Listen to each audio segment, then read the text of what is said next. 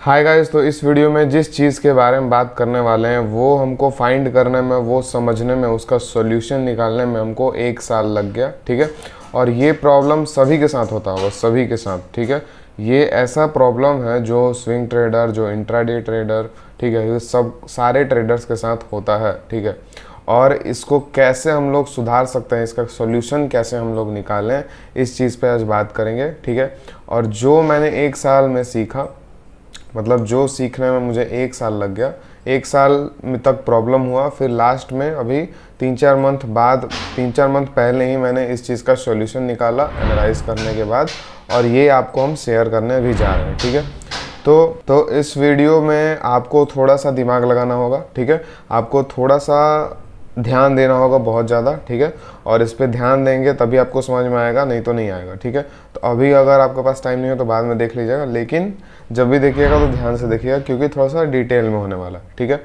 तो आपसे हम क्वेश्चंस पूछेंगे। ठीक है, इसमें एक वीडियो है जिसमें क्वेश्चंस आपसे हम पूछेंगे और आपके क्या करेंगे, अपने मन में जो आंसर होगा वो सोच लीजिएगा। ठीक है, और मेरे बताने के बाद आप मिलाइएगा कि आपका सही था या नहीं। ठीक है, तो एक मान लीजिए कि एक स्टॉक है। ठीक है, एक स्टॉक है, 100 रुपये पे चल रहा है। ठीक है, 100 रुपये पे आप ख़रीदते हैं इस स्टॉक को और एसएल लगाते हैं 80 रुपये का।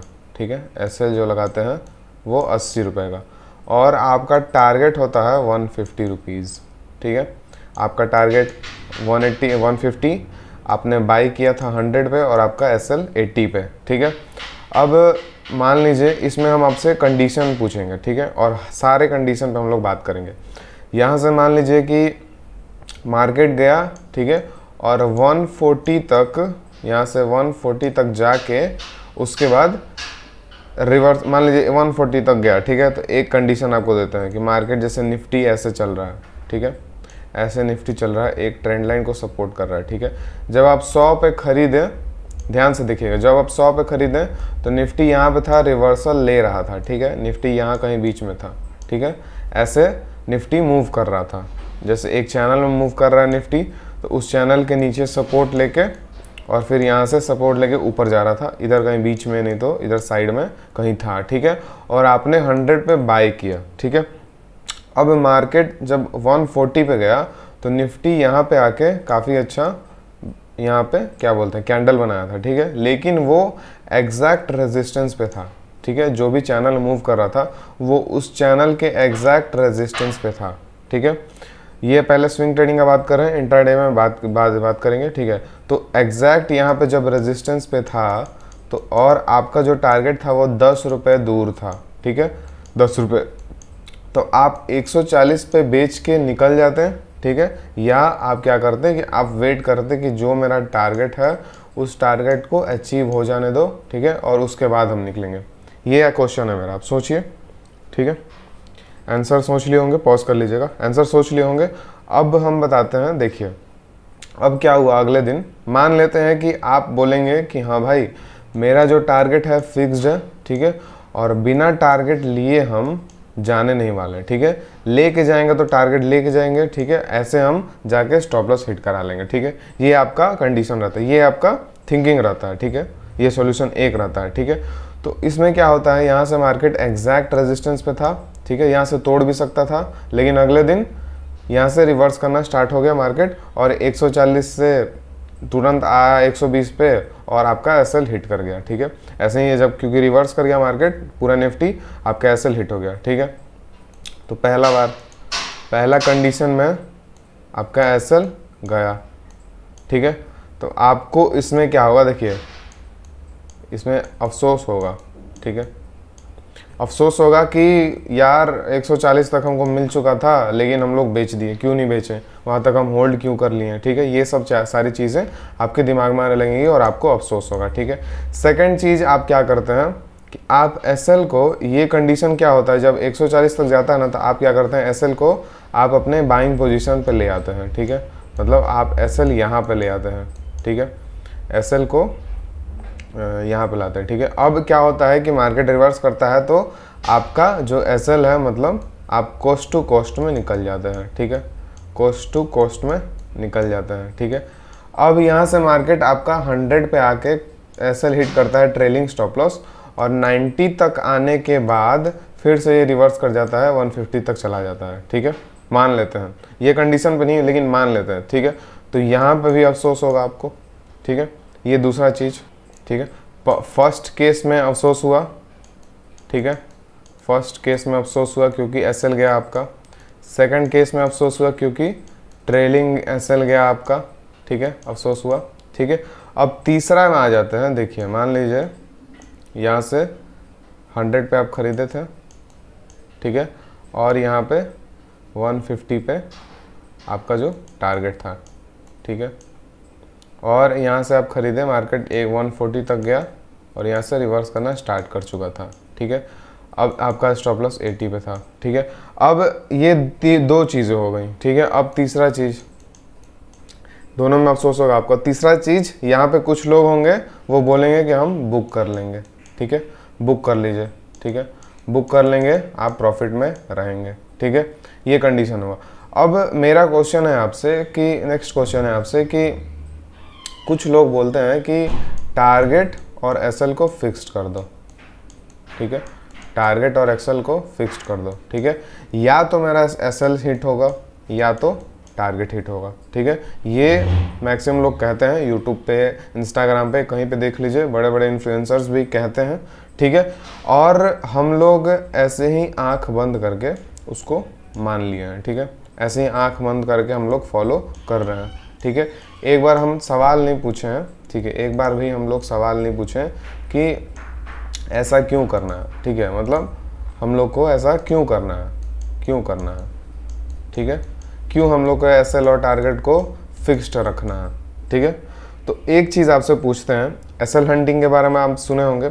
तो एसएल हंटिंग में क्या होता है? एसएल हंटिंग में मान लीजिए आप एसएल सपोर्ट के जस्ट नीचे रखे हुए हैं, तो मार्केट आता है, एसएल हिट करके और वापस घूम जाता है, ठीक है, और आपका एसएल हिट हो जाता है। इसीलिए बोलते हैं कि हम लोग को एक बफर रखना चाहिए, ठीक है, बफर। बफर कहने का मतलब कि एग्जैक्ट सपोर्ट के नीचे रखेंगे, नहीं रखेंगे, थोड़ा सा गैप रख के और उसके बाद एसएल हम लोग प्लेस करेंगे, ठीक है, बफर रखेंगे, क्योंकि बफर रखने से एसएल हिट कम होता है, ठीक है। रिवर्स करना होगा तो आपका बिना एसएल हिट किए हुए रिवर्स करता है, ठीक है, प्रोबेबिलिटी बढ़ जाता है इसका, ठीक है। तो अब हम एक चीज़ आपको पूछ रहे हैं, क्वेश्चन पूछ रहे हैं कि आपका एसएल में बफर अगर सही है तो टारगेट के लिए बफर सही क्यों नहीं है, ठीक है। आप एग्जैक्ट जो एसएल लगाए हैं, ठीक है, आप एसएल लगाते हैं, बफर के साथ लगाते हैं, ठीक है, लेकिन आप टारगेट बफर के साथ क्यों नहीं लगाते हैं, ठीक है। ये क्वेश्चन खुद से कीजिएगा, ठीक है, जिससे भी आप सीखे हैं आप खुद से क्वेश्चन कीजिए कि हम लोग टारगेट के साथ बफर क्यों नहीं लगाते हैं, ठीक है। हम लोग फिबोनाची से रिट्रेसमेंट लेते हैं, उसके 1.6 पे एग्जैक्ट हम लोग टारगेट लगा देते हैं, ठीक है, और वो हिट नहीं हुआ तो फिर हम लोग अपना स्टॉप लॉस हिट करवा लेते हैं, ठीक है। ऐसा क्यों? आपको, आप मतलब भगवान हैं? एक बात बताइए, आप भगवान हैं कि आप एग्जैक्ट कोई भी पॉइंट आप खोज लेंगे जहाँ से मार्केट रिवर्स कर जाएगा, ठीक है, आप एग्जैक्ट खोज लेंगे, यहाँ से मान लीजिए आ रहा है मार्केट और आपका एग्जैक्ट टारगेट को टच करके यहाँ से नीचे चल जाएगा, ये आप भगवान है क्या? आप खोज लेंगे, ठीक है, नहीं ना खोज सकते। इसीलिए हम लोग को टारगेट में भी बफर रखना है, ठीक है। अब इससे क्या होगा कि मान लीजिए कि आप 150 का आपका टारगेट था, ठीक है, और 10 रुपये का आप बफर रखे हैं और 140 में मार्केट आ चुका है, ठीक है। तो अब हम लोग को इस समय बेचना है या नहीं बेचना है, ये कैसे डिसाइड होगा, या होल्ड करना है या 150 के ऊपर तक हम लोग को टारगेट खींचना है, ठीक है। ये सारी चीज़ें पे अब बात करेंगे। अब बफर का आपको समझ में आ गया होगा कि हम लोग को बफर टारगेट में भी रखना है, ठीक है, क्योंकि हम लोग भगवान नहीं, हम लोग एग्जैक्ट नहीं हम लोग पता कर सकते हैं, ठीक है, इसीलिए हम लोग को टारगेट में भी बफर को रखना है, ठीक है। अब बफर हम लोग रख दिए टारगेट में, ठीक है। अब बफर रखने के बाद मान लेते हैं, अब बफर रख दिए हम लोग, ठीक है। अब एक सवाल आपसे है मेरा, ये हमारा टारगेट है, ठीक है, बफर के साथ, ये हमारा एसएल है, ठीक है, एक हम लोग बफर बनाया है, ठीक है, छोटा सा, कि अगर हम इस चीज़ का टारगेट, अगर हम ये 150 मैक्सिमम टारगेट सोच रहे हैं तो 140 मेरा मिनिमम टारगेट होगा एक बफर के हिसाब से। एसएल अगर हम लोग 80 सोच रहे हैं, 80 सोच रहे हैं, तो एसएल मेरा 70 तक जाएगा, ठीक है, 70 to 80 एसएल होगा 142 150 टारगेट होगा, ठीक है। यहाँ से मार्केट आया, ठीक है, और 140 पे आपका मार्केट आ गया, ठीक है। तो अब इसको हम लोग को बेचना है, ठीक है। देखिए पहला चीज़, इसमें भी प्रॉब्लम है, ऐसा नहीं कि इसमें प्रॉब्लम नहीं है, ठीक है। इसलिए हम बोल रहे हैं, ये समझने में हमको, ये समझने में बता रहे हैं कि पूरा प्रॉब्लम हो गया था हमको। किसी पॉइंट पे ऐसा भी आ जाता था ना कि अब करें क्या, हम हर चीज़ में दिक्कत आ रहा है, हम करें क्या, ठीक है। हम टारगेट रख रहे हैं एग्जैक्ट, वहाँ से रिवर्स कर जा रहा है। हम एसएल रख लें, वहाँ से रिवर्स कर जा रहा है, ठीक है। हम टारगेट अगर बुक कर ले रहे हैं तो वहाँ से बड़ा मूव दे रहा है, ठीक है, और बुक नहीं कर रहे हैं तो रिवर्स कर जा रहा है। हर चीज़ में दिक्कत आ रहा था, ठीक है। इसीलिए ये सॉल्यूशन निकालने में हमको बहुत समय लग गया, ठीक है।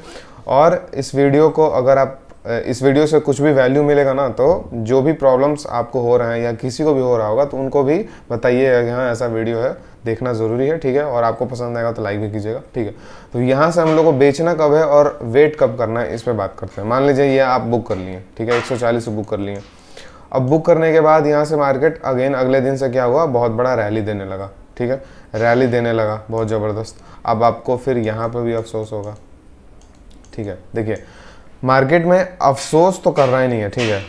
अफसोस हम वर्ड यूज़ कर रहे हैं, लेकिन आप कुछ भी टारगेट और एसएल को हम लोग बुक करते हैं, ठीक है, तो उसके बाद मार्केट या स्टॉक कहीं भी जा रहा है, उससे हमको कोई मतलब नहीं है, ठीक है। तो अफसोस हमको पहले बात करना ही नहीं है, लेकिन हम एक समझाने के लिए इस वर्ड का यूज़ कर रहे हैं कि हम लोग अफसोस को तो करना ही नहीं है, लेकिन अफसोस करने से पहले अगर हम किसी चीज़ को इम्प्रूव कर देंगे तो वो ज़्यादा अच्छा होगा ना, ठीक है। हम लोग न्यूट्रल हैं, फिर उसके बाद जो भी हो रहा है रिजल्ट उस पर अफसोस करें, लेकिन उससे अच्छा है कि अफसोस बिल्कुल हटा दें और हम लोग जितना इम्प्रूव कर सकते हैं उतना इम्प्रूव करें, ठीक है। तो हम इम्प्रूवमेंट का आपका बता रहे हैं, ठीक है।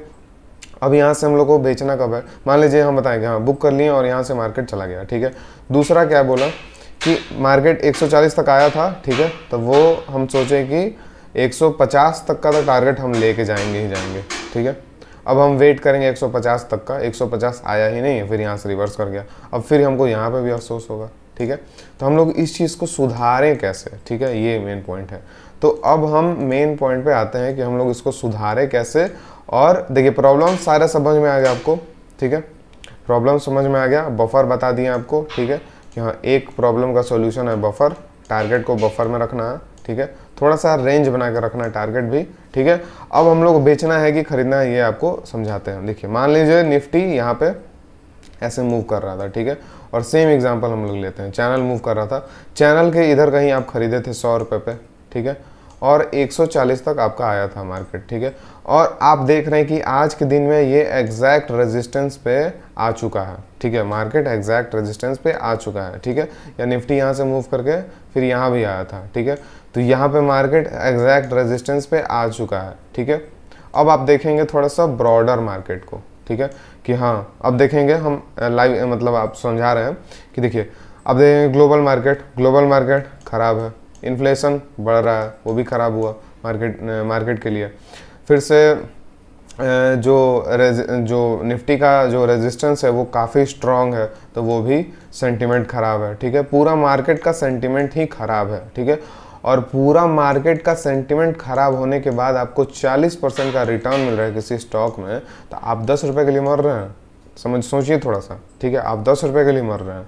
तो इसमें आपको थोड़ा सा हम लोग को स्मार्टली चलना पड़ेगा। देखिए अगर मार्केट सेंटिमेंट सब कुछ अच्छा है, सब कुछ अच्छा, मार्केट सेंटिमेंट अच्छा है, ग्लोबल मार्केट सब सही है, हम लोग के पास अच्छा न्यूज़ आ रहा है, बुल मार्केट चल रहा है, ठीक है, तो हमको जो भी ट्रेड हमको लेना है उसमें हम लोग को होल्ड करना है, दबा के होल्ड करना है, ठीक है, दबा के होल्ड करना है। और जैसे ही मार्केट सेंटिमेंट ख़राब हो रहा है ना, मार्केट सेंटिमेंट आपको दिख रहा है कि हर तरीके से ख़राब है और यहाँ से टूटता भी है, अगर यहाँ से टूटता भी है तो यहाँ रेजिस्टेंस है, यहाँ रेजिस्टेंस है, कहीं ना कहीं से रिवर्स कर ही जाएगा, ठीक है। और नहीं भी किया रिवर्स तो आराम से कंसोलिडेट करेगा, फिर मान लीजिए ब्रेकआउट दिया, फिर से रीटेस्ट करने आएगा, फिर ब्रेकआउट देगा, ठीक है। तो ये प्रोसेस के साथ फॉलो करेगा, समझ रहे हैं। तो यहाँ पे अगर आप बेच भी दिए ना, देखिए मार्केट सेंटिमेंट खराब है और यहाँ पे ब्रेक कर दिया अगले दिन, ठीक है, तो यहाँ पे अगर कल आप बेच दिए होते तो थोड़ा सा प्रॉफिट आपको जाएगा, बचेगा, और प्रॉपर फिर से ब्रेकआउट आपको दिखने लगेगा तो आप फिर से उसमें एंट्री ले लेंगे, ठीक है। फिर से एंट्री ले लेंगे। लेकिन अगर आप यहाँ पे बेचे नहीं तो मार्केट रिवर्स करेगा, तो फिर से लोअर लो बना रहा है, तो लोअर लो बनाने के चक्कर में आपका एसएल पक्का हिट होगा ही होगा। ठीक है, तो आपको कहने का मतलब, समझाने का मतलब ये है कि आपको मार्केट के सेंटिमेंट के हिसाब से, ये प्योरली स्विंग ट्रेडिंग के लिए, आपको मार्केट के सेंटिमेंट के हिसाब से अपना प्रॉफिट को बुक करना है या होल्ड करना है। ठीक है, ये आपको पता करना है। ठीक है, ये इतना आपको समझ में आ गया। अगर मार्केट सेंटिमेंट यहाँ पे अच्छा होता, या मान लीजिए कि अपर हायर हाइज और हायर लोज बना रहा होता, तो हम क्यों बेचते? 140 पे हम क्यों बेचते? 150 पे भी नहीं बेचते, थोड़ा सा ट्रेल कर देते हैं, फिर ये ऊपर जाते। ठीक है, मार्केट सेंटिमेंट खराब है और एग्जैक्ट हम लोग को प्रॉपर रेजिस्टेंस पे मिल रहा है, हम लोग बेच के निकल जाएंगे। ठीक है, हम लोग को 10 रुपये के लिए कुछ नहीं करना। ठीक है, इसीलिए पहला बात आपको बफर देखना है, बफर के बाद आपको सेंटिमेंट्स देखना है मार्केट का, उसके बाद बाइंग और सेलिंग का डिसीजन लेना। ठीक है, काफ़ी लोग कमेंट कर रहे थे कि हम लोग को कंफ्यूजन होता है कि कब बाई करें, कब तक होल्ड करें, ठीक है, कब बेचें। ठीक है, ये सारी चीज़ें इस चीज़ में आपको क्लियर हो गया होगा। ठीक है, अब इंट्राडे का बात करें तो इंट्राडे में अगर आप निफ्टी बैंक निफ्टी में कर रहे हैं तो और कुछ देखने की जरूरत नहीं है, उसी के डेली टाइम फ्रेम को अच्छा से एनालिसिस करेंगे तो ब्रॉडर व्यू एक मिल जाएगा। ठीक है, और सब कुछ ऐसे ही ब्रॉडर व्यू पे ही। इंट्राडे में मान लीजिए कि कुछ सेंटिमेंट खराब चल रहा है लेकिन आप बाइंग का सोच रहे हैं, ठीक है, तो उसके हिसाब से आपको चलना होगा, जैसा सेंटिमेंट होगा उसके हिसाब से आपको चलना होगा। तो और आप किसी स्टॉक्स में मान लीजिए आप इंट्राडे कर रहे हैं, ठीक है, तो स्टॉक में भी इंट्राडे कर रहे हैं, तो आप जो भी पोजीशन ले रहे हैं वो भी आपको निफ्टी के हिसाब से लेना है। निफ्टी अगर प्रॉपर रेजिस्टेंस पे है, ठीक है, तो आपको कोशिश करना है कि कोई भी स्टॉक में, जैसे मान लीजिए प्रॉपर रेजिस्टेंस पे आ गया, अगले दिन नीचे जा सकता है, तो अगले दिन आपको थोड़ा सा सेलिंग की तरफ ज़्यादा ध्यान देना चाहिए। ठीक है, तो बात यही है, आपको सेंटिमेंट के हिसाब से सब कुछ लेकर चलना है। ठीक है, और स्विंग ट्रेडिंग में कब तक होल्ड करना है, कब बेचना है, ठीक है, ये सारी चीज़ें आपको क्लियर हो गया होगा कि कैसे बेचना है, कब बेचना है, सब चीज़। ठीक है, अगर इस वीडियो में आपके सारे डाउट्स क्लियर हो गए होंगे अभी तक के, तो कमेंट में ज़रूर बताइएगा। और भी कुछ डाउट्स होगा आपको इस चीज़ से रिलेटेड या कोई भी चीज़ से रिलेटेड, तो बताइए, हम इस पर वीडियो ज़रूर बनाएंगे। ठीक है, मिलते हैं अगले बार। Thank you.